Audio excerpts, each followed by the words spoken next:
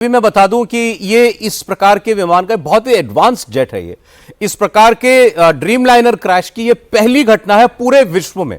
अभी आप प्रफुल्ल पटेल को सुन रहे थे, उन्होंने कहा हजारों ये जहाज हैं बोइंग के जो कि दुनिया भर में उड़ान भरते हैं। ये खास तौर पर ये विमान बड़ा सेफ माना जाता है, बड़ी उन्नत तकनीक का जहाज माना जाता है। कोई बहुत पुराना जहाज नहीं था, 11 साल केवल अभी इसको हुए थे, इंडक्ट हुए, और उसके बाद ऐसा हादसा होना ये बहुत ज्यादा चौंकाता है। इसलिए उन्होंने कहा कि जो इसका ब्लैक बॉक्स रिकवर होगा उससे हमें बहुत कुछ पता चलेगा। 50 सेकंड से लेकर 1 मिनट इतनी इसकी उड़ान रही थी और उसी बीच में सब कुछ हुआ। पायलट को मेडे कॉल भी देनी पड़ी, लेकिन एटीसी जब तक कुछ करता या पता करता कि क्या प्रॉब्लम है तब तक ये विमान क्रैश हो चुका था। मेरे साथ दो इस वक्त बहुत सीनियर गेस्ट्स हैं जो आपको इसके बारे में शायद थोड़ी और इंसाइट दे पाएंगे। देवेश अग्रवाल जी हैं हमारे साथ, एविएशन एक्सपर्ट हैं। देवेश जी, आपका स्वागत है। वायन शर्मा जी हमारे साथ हैं, सीईओ चाइम्स एविएशन। बहुत स्वागत शर्मा जी आपका। वायन शर्मा जी, अभी जो भी आखिरी कुछ सेकंड जो हमने देखे वही आपने देखे होंगे, कोई भी प्रिलिमिनरी आपका इस तस्वीरों को देख करके इंप्रेशन क्या है? क्या लगा देख करके कि क्या खराबी हुई हो सकती है इसके साथ?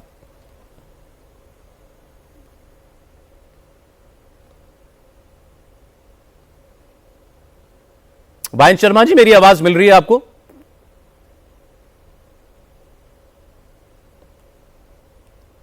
नहीं सुन पा रहे हैं वो। मैं देवेश अग्रवाल जी, अगर मुझे सुन पा रहे हैं तो सर, आपके पहले थॉट्स क्या हैं इन तस्वीरों को देखने के बाद, जब ये आखिरी चंद सेकंड दिखते हैं क्रैश से पहले इस जहाज के?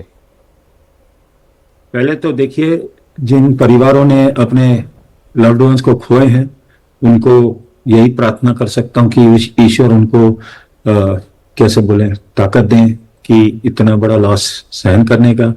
और जो अस्पताल में घायल हैं, प्रार्थना है कि वो जल्दी ठीक हो जाए।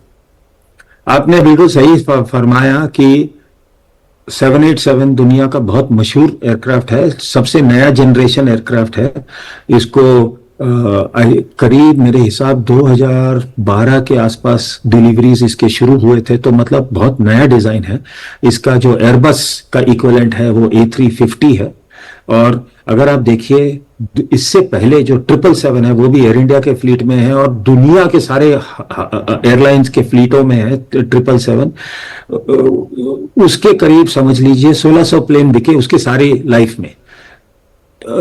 787 के आज तक 12 साल में ही 1200 हवाई जहाज डिलीवर हो चुके हैं और करीब और 1200 हवाई जहाजों का ऑर्डर है। सो ये बहुत मशहूर एयरक्राफ्ट है, इट इज इन डिमांड, बहुत रिलायबल एयरक्राफ्ट है।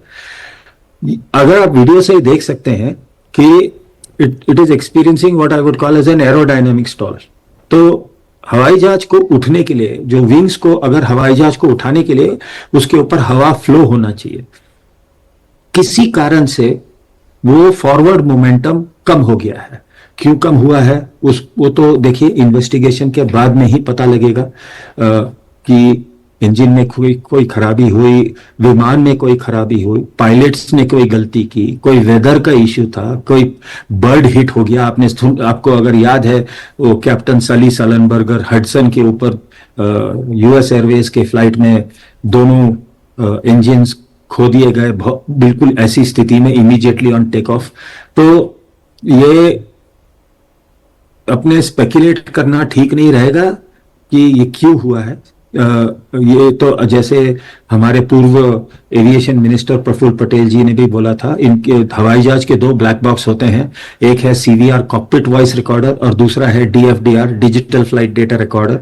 और इस जहाज पे तो सबसे लेटेस्ट जनरेशन का DFDR लगा होगा, जिसमें हजारों अलग अलग पैरामीटर उस रियल टाइम में रिकॉर्ड किए जाते हैं। तो एक बार ये ब्लैक बॉक्सेस इन्वेस्टिगेटर्स को मिल जाएगा और जरूर अमेरिका से NTSB के लोग आएंगे।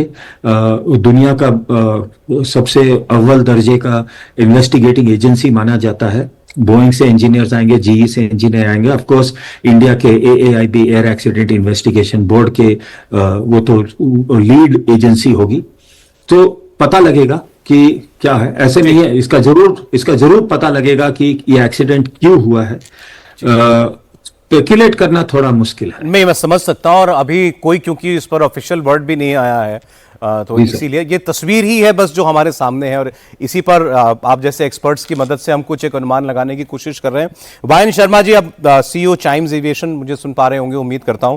शर्मा साहब, आपने जो इस आखिरी तस्वीरें इस विमान की देखी हैं, सर आपके थॉट्स क्या हैं? शुरुआत में क्या गलत हो सकता है इस विमान के साथ हुआ हो?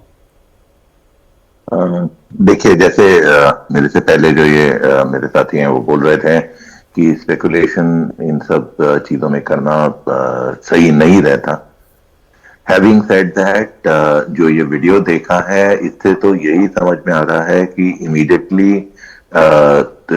टेक ऑफ के तुरंत बाद ही there seems to be total loss of power कि both the engines seem to have lost power because in the nose up position it has just sank down on the ground.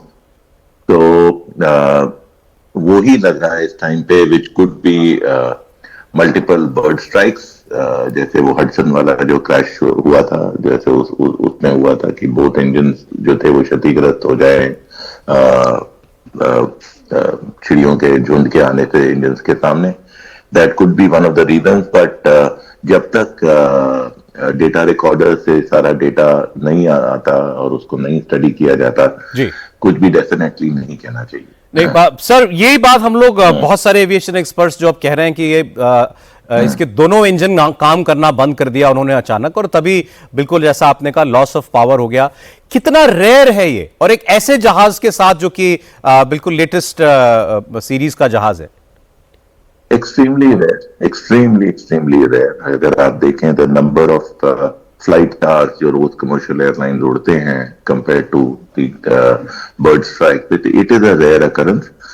But ये चीज बहुत forum से भी बात होती है इसके बारे में कि जिसको कहते हैं conflict between man and nature, कि आपने एयरफील्ड जो बनाए हैं उसके चारों तरफ आबादी है, और जो आबादी है वो अपनी जिस तरीके से गार्बेज डिस्पोज करते हैं, जिस तरीके से कूड़ा करकट जमीन के ऊपर होता है, खाने की चीजें होती हैं, उससे जो बर्ड्स अट्रैक्ट होती हैं जी, वो एक बहुत बड़ा खतरा होता है हवाई जहाजों के लैंड करने के टाइम और टेक ऑफ करने के टाइम। एंड दिस इज एक प्राइम थ्रेट जो है एविएशन में आजकल इसी को ही माना जाता है, that it is the bird activity around airfields. But आपका भी कहना यही है कि फॉर सम रीजन, वजह क्या है ये अभी नहीं कही जा सकती, लेकिन इस जहाज के दोनों इंजन बंद पड़ गए। Looks like that, even जो because pilot has immediately after takeoff उन्होंने एक mayday call भी किया है, तो that indicates that the in the cockpit they were aware that there suddenly there is a loss of power, or the aircraft is not in their control. Right. Devesh ji, एक जो दूसरी चीज आपसे हम समझना चाहते हैं, पायलट के पास समय नहीं था क्योंकि टेक ऑफ के 1 मिनट के अंदर क्रैश हो गया। कोई भी पायलट क्या कर सकता है ऐसी स्थिति में? वो टेक ऑफ कर रहा है, अभी 625 फीट की ऊंचाई तक पहुंचा है, पावर नहीं है उसके जहाज के अंदर, नीचे आबादी है, उसको इमारतें दिखाई दे रही हैं। देखिए, पहले तो मेरे को नहीं लगता है कि दिस इज लॉ। पहले तो देखिए, एक चीज है, एक ये हमको समझना है कि इस जहाज पे जो इंजन बना है, लगा हुआ है, ये है जीई, जनरल इलेक्ट्रिक का GEnx engine. GEnx engine GE 90 family से आता है, और जीई 90 फैमिली आप समझ लीजिए दुनिया के आज करीब 3 या 4 हजार हवाई जहाजों पे लगा हुआ है। इतना ये मशहूर इंजन है, इतना रिलायबल इंजन है। मैं एक छोटा सा चीज बताऊं, जो हमारे फ्लाइट आती है सैन फ्रांसिस्को से बैंगलोर या सैन फ्रांसिस्को दिल्ली, ये बिल्कुल नॉर्थ पोल के ऊपर होते हुए रशियन साइबेरिया में, जहां बिल्कुल बर्फ है, कोई एयरपोर्ट नहीं है, वो उसका प्रोसीजर है, it's called EDTO, extended diversion twin engine operations, if I remember. G90 engine के भरोसे पे वो पहले 60 मिनट होता था कि भाई कोई भी जो हवाई जहाज रास्ता लेता है वो कोई भी एयरपोर्ट के 60 मिनट से दूर नहीं रह सकता है। आज वो ही 60 मिनट 6 घंटे हो गए हैं कि इस इंजन की इतनी रिलायबिलिटी है, सालों सालों भर चले जा रही है। तो इंजन बहुत रिलायबल है। आई कैन नॉट एक्सेप्ट कि दोनों इंजन फेल हुए हैं। बर्ड हिट भी मेरे को लग नहीं रहा है, क्योंकि आप देखिए वीडियो को, इंजन अगर फट गए तो एक तो थोड़ा तो पावर आता, थोड़ा धुआं निकलता, थोड़ा सा आग निकलता, कुछ नहीं निकल रहा है। मेरे को कारण कुछ और लग रहा है। मेरे को I don't feel that is loss of, एक इंजन फेल हो सकता है, होता है। इंजन सब हवाई जहाज का सबसे कॉम्प्लेक्स समझ लीजिए आइटम है, और ये कैसे बोले, दोनों इंजन तो नामुमकिन है। आई वुडंट इवन से कि it is not remotely possible, it is almost impossible. So ये कुछ और ही कारण है। देन व्हाट, इसके अलावा क्या? अगर इंजन नहीं काम, अगर इंजन मान लीजिए ठीक था, या एक इंजन भी ठीक था, और क्या ऐसी परिस्थिति हो सकती है कि जहाज स्टॉल कर गया, या जहाज ऊपर ले जाना चाह रहा है पायलट, लेकिन वो नीचे जाता जा रहा है? देखिए, किसी कारण से, देखिए एक और चीज होता है, जब टेक ऑफ करते हैं तो एक फ्लैप सेटिंग होती है। वो क्या होता है, फ्लैप का आइडिया क्या है कि मैं मेरे विंग को मैं ज्यादा बड़ा कर रहा हूं। जितना ज्यादा मैं विंग को बड़ा कर सकता हूं उतना ज्यादा लिफ्ट मिलेगा मुझे, जो जब रफ्तार कम होगी। तो इसलिए आप देखते हैं जब लैंडिंग करते हैं, जब टेक ऑफ करते हैं, फ्लैप्स को बाहर निकालते हैं। अब वो फ्लैप सेटिंग अगर गलत था, मैं स्पेकुलेट नहीं करना चाह रहा हूं, थोड़ा सा तो हम लोगों को थोड़े 1-2-4 दिन सब्र रखें, एक आइडिया निकलेगा। पर ये प्लेन ऐसे it is going into an aerodynamic stall. क्यों एरोडायनामिक स्टॉल हुआ है? मौसम के वजह से हुआ है, हाई टेम्परेचर के वजह से हुआ है। किसी ने गलती कर दी लोड शीट में कैलकुलेशन करने की, पर नॉर्मली उसके कारण हवाई जहाज उठेगा ही नहीं। उसी वक्त पायलट रनवे पे ही टेक ऑफ को रद्द कर देगा। कुछ तो हुआ है, और हम लोगों को ये स्पेकुलेट नहीं करना चाहिए कि क्या हुआ है, पर दिख रहा है कि क्या असर हुआ है, पर वो कारण उस असर का अभी तक हमको उस चीज पे स्पेकुलेट नहीं करना चाहिए अभी के लिए। वो आप ठीक कह रहे हैं, लेकिन आपने जो अपने एक्सपीरियंस से बताया कि ये जहाज, आपने बड़ी डिटेल में बताया कि ये कितना रिलायबल इंजन है, इसका कितने जहाज़ों में ये लगा हुआ है, कभी ऐसा हुआ नहीं, और दोनों इंजन एक साथ फेल हो जाएं ये कभी नहीं हुआ। आप उसको रेयरेस्ट ऑफ द रेयर भी नहीं कह रहे हैं, आप उसको नामुमकिन कह रहे हैं। वो इम्पॉसिबल है आपकी नज़र में कि ऐसा हो जाए कि दोनों इंजन चले जाएं, तो फिर क्या वजह रही है तो पता चलेगी। पर देखिए, अब जैसे कि एक ब्रिटिश एयरवेज का फ्लाइट था जो सिंगापुर से ऑस्ट्रेलिया जा रहा था, 747 4 इंजन थे, अचानक चारों के चार बंद हो गए। क्यों बंद हुआ? क्योंकि इंडोनेशिया में एक ज्वालामुखी फट गया। उस ज्वालामुखी का सारा राख इंजनों में घुस गया, इंजन को पूरा चोक कर गया। पर वो ये था कि जो फ्लाइट था धरती के करीब 10 किलोमीटर ऊपर था, तो पायलट्स को टाइम था कि प्लेन को थोड़ा सा डाइव करें, स्पीड पकड़ के रखें, और फिर इंजन को फिर से स्टार्ट करने की कोशिश की उन्होंने, और उन्होंने अंत में इंजन को फिर से चालू किया। पर वो आर्टिफिशियल स्थिति थी कि इंजन में राख घुस गया। अब इसमें वही मैं बता रहा हूं कि कोई मेरे को दिख नहीं रहा है, कोई चीज दिख नहीं रही है कि इसमें इंजन से कोई धुआं नहीं दिख रहा है, कुछ नहीं दिख रहा है। हाँ, हवाई जहाज में अगर आप देखिए एक सॉर्ट ऑफ जैसे यॉ कहते हैं, टेढ़ा इस तरफ लेफ्ट राइट में थोड़ा सा जहाज टेढ़ा है। अब हो सकता है कि एक इंजन फेल हुआ है। अब उसके कारण देखिए, कोई भी हवाई जहाज जब सर्टिफिकेशन होता है उस जहाज का, उस जहाज को साबित करना पड़ता है, वो टेस्ट होता है कि एक इंजन पे जो उसका जो बोलते हैं मैक्सिमम टेक ऑफ वेट, एमटाओ जो बोलते हैं, उसको साबित करना पड़ता है कि एक इंजन पे मेरा जहाज उड़ सकता है, टेक ऑफ कर सकता है, जब जहाज अपने सबसे भारी वजन पे है। तो वो भी नहीं हो सकता है कि एक इंजन से ये लोग नहीं मतलब हवाई जहाज को खींच पाए। कुछ और ही कारण है जी, मेरे को इंजन पर नहीं भरोसा है कि बहुत बड़ा परिस्थिति जो है वाकई सबके लिए ऐसी है कि इसमें क्या कहें, बिल्कुल पहले कभी ऐसा हादसा देखा नहीं है। एक जो डेटा आया है वो बता रहा है पिछले एक हफ्ते का, आज 12 तारीख है तो 6 तारीख से अब तक ये plane Delhi Frankfurt, Frankfurt Delhi कर चुका है, दिल्ली मेलबर्न, मेलबर्न दिल्ली वापस आया, प्लेन टोक्यो गया, टोक्यो से दिल्ली वापस फिर लौटा है, फिर उसके बाद ये पेरिस गया 11 जून को, पेरिस से ये आज सुबह दिल्ली आया और सुबह ही दिल्ली से फिर ये दोपहर में पहुंचा अहमदाबाद। सो ये डेली फ्लाई कर रहा है ये जहाज। आप लोग बहुत डिटेल में बता पाएंगे किस तरीके के पैरामीटर्स पर चेक किया जाता है किसी भी जहाज को वो गो अहेड देने से पहले कि ये जहाज उड़ सकता है यात्रियों को लेकर के। वो सर शर्मा साहब, वो जो स्क्रीनिंग होती है वो कितनी फूल प्रूफ होती है किसी भी जहाज को उड़ने के लिए गो अहेड देने से पहले? बहुत ज्यादा होती है। एविएशन जो है वो बहुत ही रेगुलेटेड रहता है, स्पेशली पैसेंजर ऑपरेशंस जहां पे होते हैं। तो उसमें हवाई जहाज के आवरली चेक्स होते हैं कि कितने घंटे बाद पूरे कौन से चेक्स होने होते हैं, और हर एक टेक ऑफ एंड लैंडिंग के बाद हवाई जहाज को फिर से जो इंजीनियर्स हैं वो चेक करते हैं। पायलट टेक ऑफ करने से पहले does the walk around of the aircraft and checks everything. So and for aircraft like a Dreamliner, इसको जितनी आपने जो फ्लाइंग बताई है कि इधर उधर गया, ये बहुत नॉर्मल है, बहुत ही नॉर्मल है। This is normal, it's not that it is overworked और it has flown more than the requisite hours और व्हाटएवर, ऐसे नहीं होता। सिविल एविएशन में तो बिल्कुल ही नहीं होता, जहां पैसेंजर ऑपरेशन होते हैं बहुत एहतियात बरता जाता है इन सब चीजों पे। और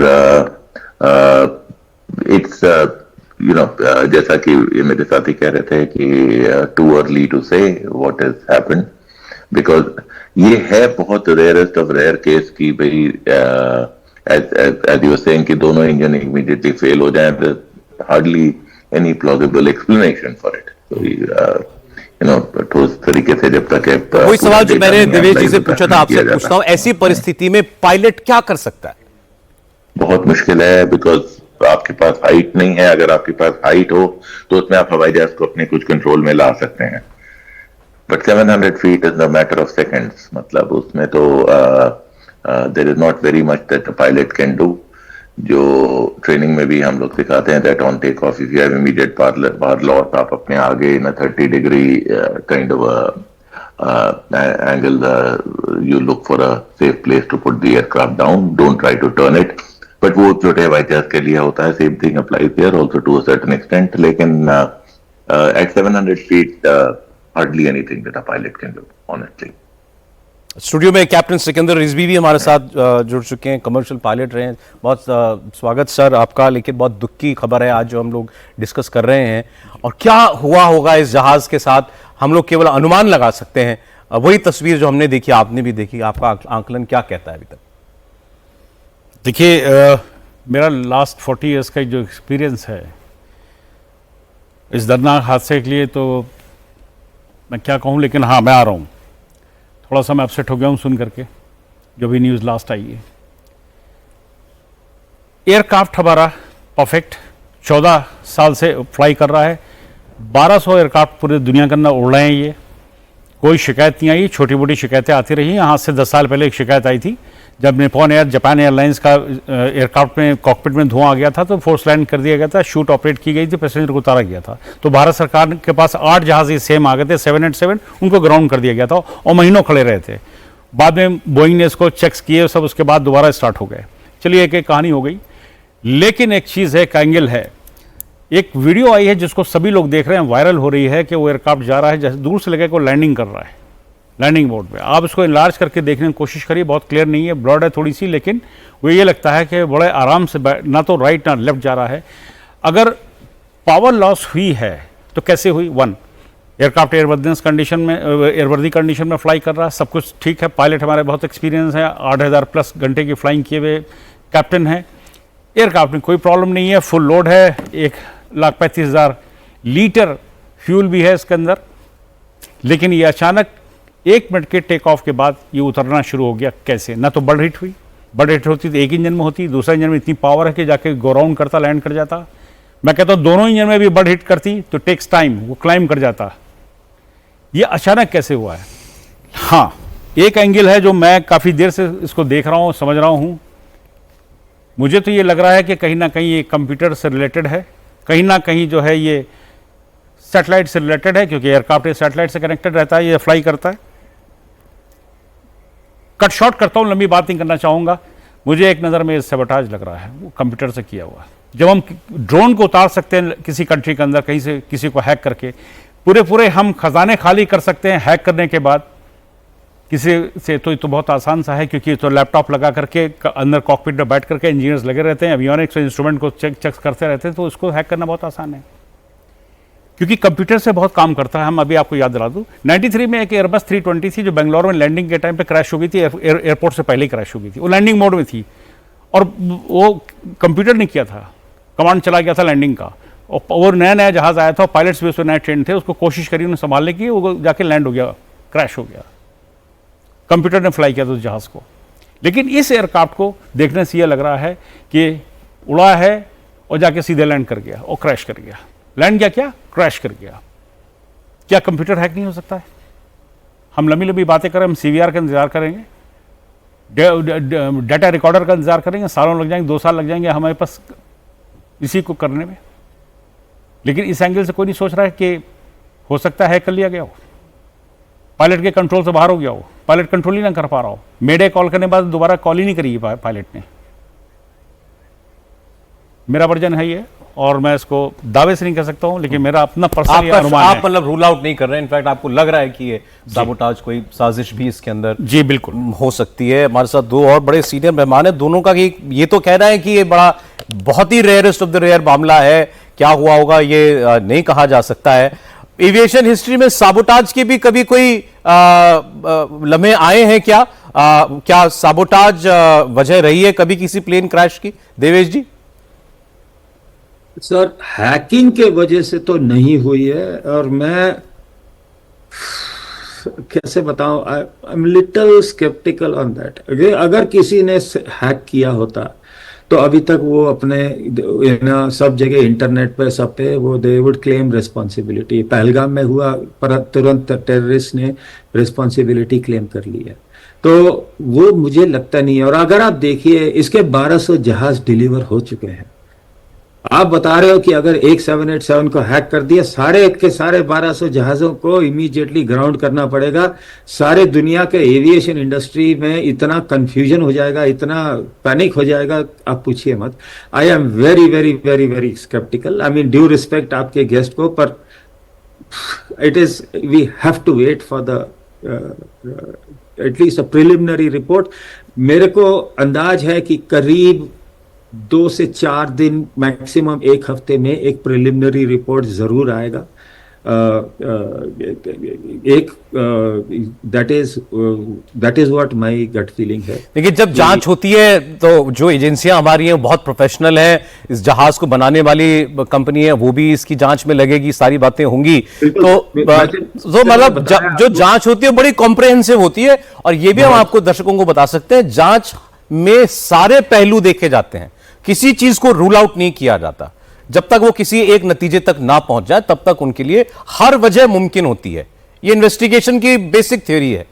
अब लेकिन क्या कोई साबोटाज साजिश जैसा ये भी दिखता है? ये बातें इसलिए हो रही हैं क्योंकि ज्यादातर सभी एक्सपर्ट्स का ये कहना है कि बड़ी नामुमकिन सी चीज हुई है, ये बहुत रेयर चीज हुई है। ये टेक ऑफ होते ही नया जहाज, नई तकनीक, मतलब एब्सोल्युटली फाइन एयरक्राफ्ट, कोई प्रॉब्लम नहीं, जिसमें पूरा इतना 1 हफ्ते का पूरा उसका ट्रैवल लॉग सामने है। क्या हो जाएगा? 8000 घंटे का एक्सपीरियंस पायलट के पास है, को पायलट के पास 1200 घंटे का एक्सपीरियंस है। तो पायलट्स कोई होने को कभी भी कोई मानव से कोई गलती इंसान से हो सकती है, मगर वो भी नहीं लगता है कि वो भी इतनी कोई ऐसी कोई चीज हो गई, ऐसी अभी पीछे तो कभी नहीं दिखाई दिया। इसीलिए ये चीजें ज्यादा उठ रही हैं कि क्या इसके अंदर कोई साबोटाज जैसी चीज भी हो सकती है। शर्मा साहब, क्या कहेंगे आप?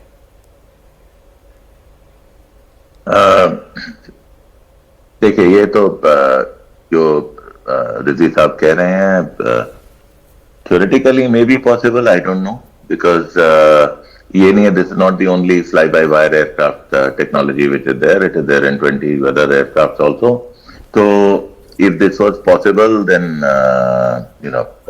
I don't know. ये तो एक और ही नया ही सवाल, पूरी आम जनता में पैनिक क्रिएट करने वाली बात है. I would not support something like this. I would say that we should wait for getting some conclusive evidence before we start putting out theories like that. जी, देवेश जी ने जो एक बात कही वो ठीक लगती है कि अगर कोई ऐसा कुछ होता तो आदमी क्रेडिट लेता है वैसे पहले तो उसका. अभी तक तो हमने ऐसा कुछ देखा नहीं है. मगर वही बात वही है जो आप भी इस हो सकता है निष्कर्ष तक इसलिए आप पहुंच पा रहे हो क्योंकि कोई वजह नहीं समझ में आ रही है इसकी. रिजवी साहब, देखिए, वजह मैंने बताया नहीं, मेरा पर्सनल है, और मैं क्योंकि मैं मिडिल ईस्ट में काम कर चुका हूँ. 16 साल मैंने काम किया यूएसएस मिशन के साथ, और मैंने वहाँ पे देखा है जो ब्लैक सितंबर हुआ करते थे, हाईजैकिंग होती थी, उस दौर की मैं बात कर रहा हूँ 80s की. बहुत नज़दीक से मैंने देखा कि नए नए तरीके ढूंढा करते थे सबटाज करने के लिए, हाईजैक करने के लिए. नए नए तरीके उन्होंने ढूंढे हैं और अभी भी नए नए तरीके इस्तेमाल किए गए हैं. आप गाज़ा देख ली क्या कर रहे थे. सब कुछ हुआ है. टेररिज्म ने तो लिमिट क्रॉस कर दी, सबको पता है.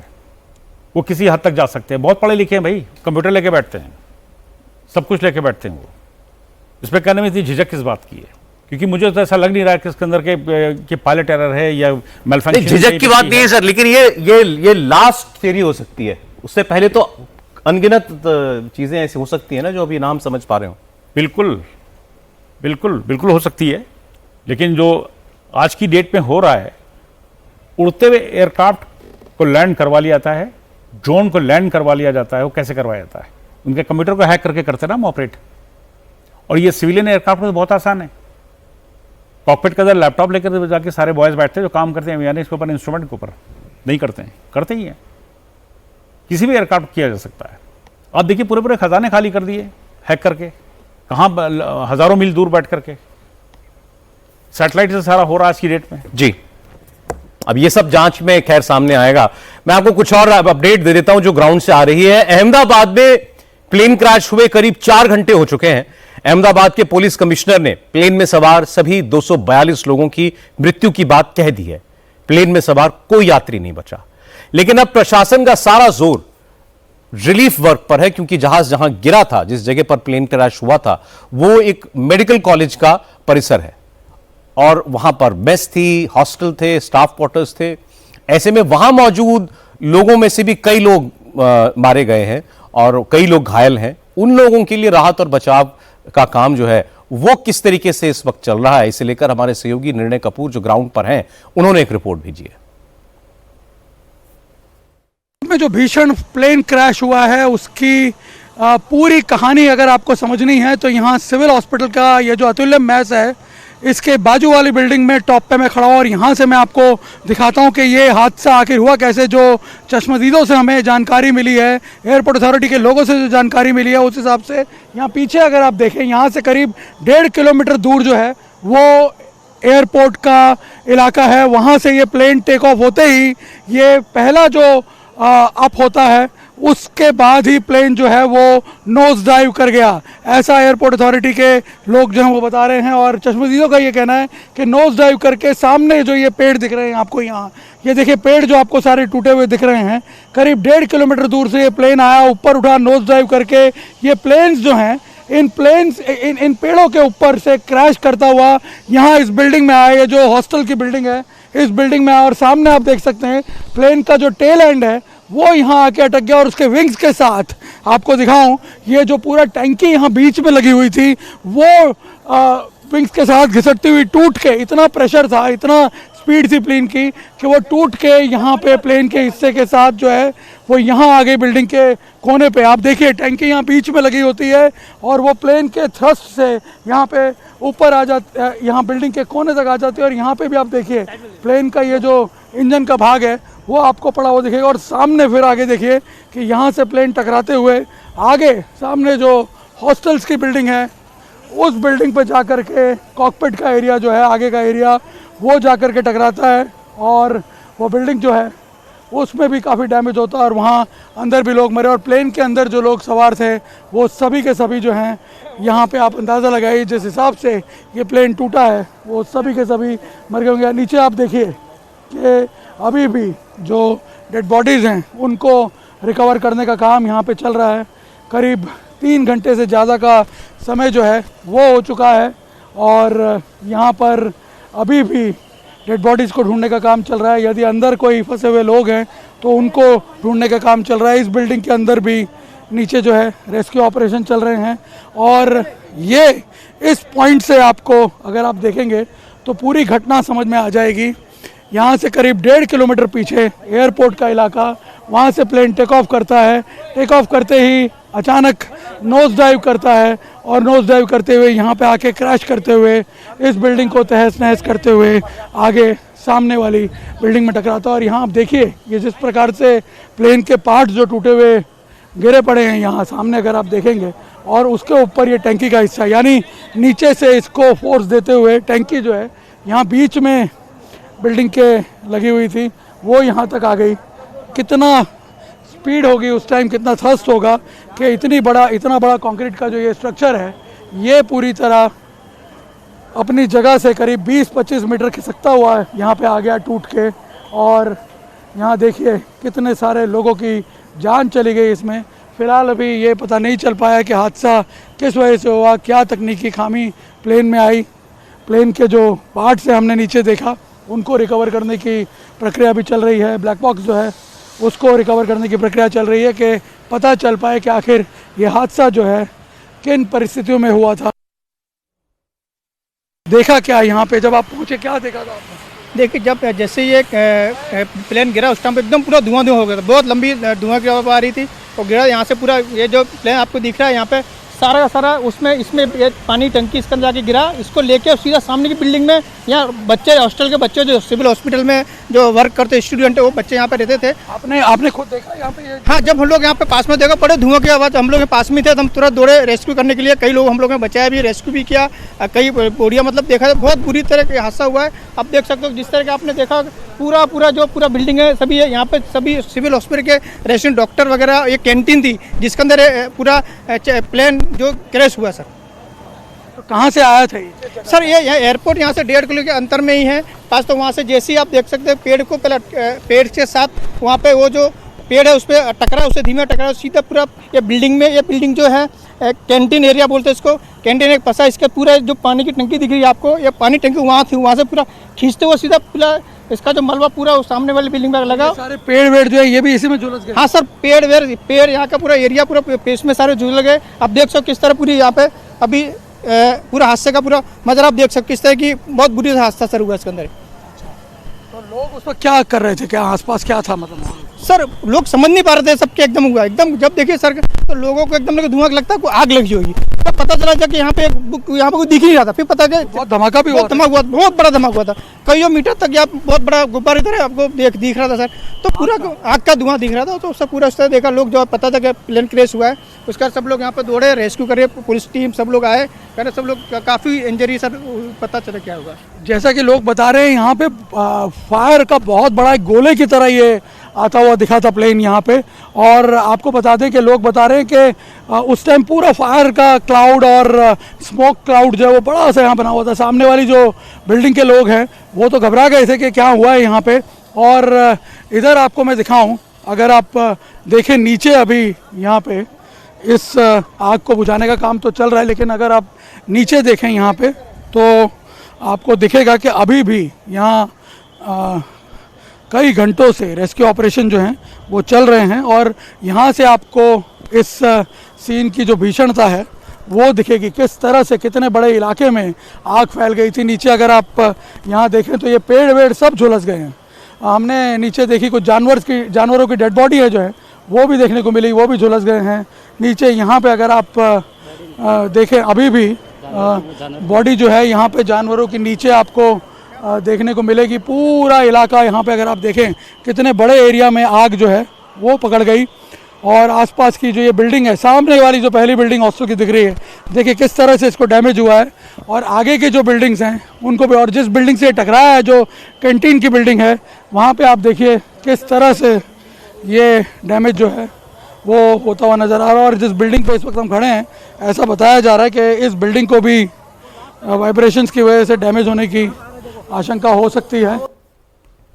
निर्णय ने जो आपको तस्वीर दिखाई, इससे एक ब्रॉड कंप्लीट पिक्चर दिखाई देती है, कहां से एक जहाज आ रहा था, पहले के कहां टकराया, किस बिल्डिंग से, वहां कितना नुकसान किया, फिर आगे जाकर के कैसे और बिल्डिंग्स को इसने हिट किया है, और उसमें बहुत सारे लोग चपेट में आए हैं। हमारे साथ एक और मेहमान जुड़ रहे हैं, अब एयरक्राफ्ट इंजीनियर गौरव सिंह हमें ज्वाइन कर रहे हैं। गौरव बोइंग में भी काम कर चुके हैं, एयरक्राफ्ट की बारीकियों को बहुत बेहतर तरीके से समझते हैं वो। तो गौरव, आपने जो अभी तक देखा है इन तस्वीरों में, कोई अनुमान लगा पा रहे हैं आप कि क्या हुआ होगा इस जहाज के साथ?